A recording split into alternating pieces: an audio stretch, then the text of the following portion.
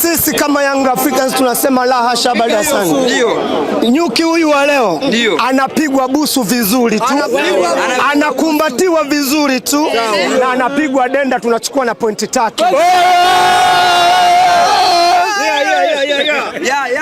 Unatisha watu na katika umetoka kwenye mchezo ambao umekupa wewe mawazo, kwanza imekuharibu kisaikolojia. Unaweza kaona mtu anapapalika maneno vile, watu wanapaniki, huyu vipi? Kumbe ni kimuhaho, ni ule muhaho wa kutolewa katika mashindano ya CRDB. Sijui unanielewa? Amekuja hapa mtu wa Nkurumkumbi, Kagera Sugar. Kaja kajipigia kiuleni, kaondoka. Halafu ili aweze kuziba ile aibu, anakaa anaongea maneno mengi, sijui nini na nini. Sisi tunaombea huyo nyuki wake leo atakumbatiwa na atapigwa busu na denda juu na tutachukua pointi 3. Wanasema wana Ofen Chikola, mchezaji ambaye anawasumbua sana Young Africans. Ofen Chikola.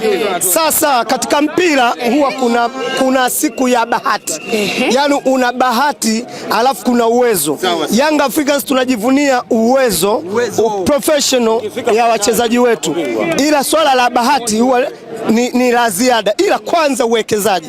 Sasa wao kwa kuwa walibahatika siku ile kupata pointi 3, ile mechi tuliocheza nao siku ile wakaondoka na pointi 3. Naam, nakumbuka.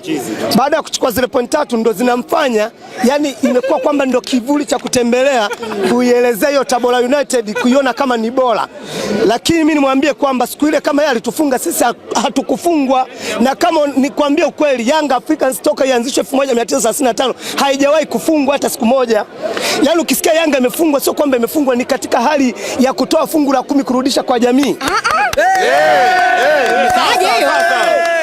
Christina Mwagala mimi namwambia sisi hakutufunga, tulirudisha kwa jamii. Zile raha tunazozipata zile tukatoa sadaka kupunguza kidogo kwa jamii. Sasa sisi hatutaki thawabu. Umeambiwa sisi tuna allergy na thawabu. Kumbe ile ilikuwa thawabu. Sasa ndio tutaenda kuelewa.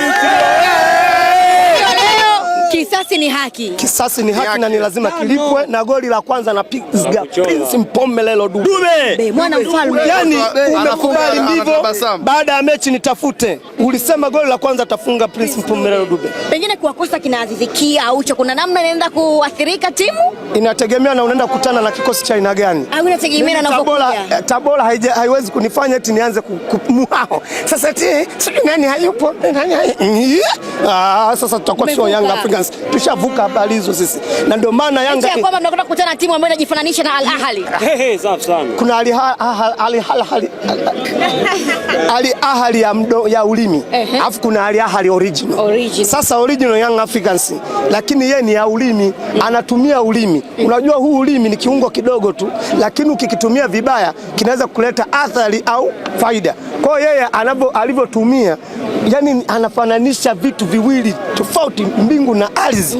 Hivi kweli timu ambayo yani eti ina kashindano kamoja tu ni ndio inakategemea mama, sasa nimekuuliza, unaona wewe mwenyewe umesema. Yaani anategemea kwako kamoja, alafu ndo ajifananisha na wenzake ambao msimamo nani anaongoza pale?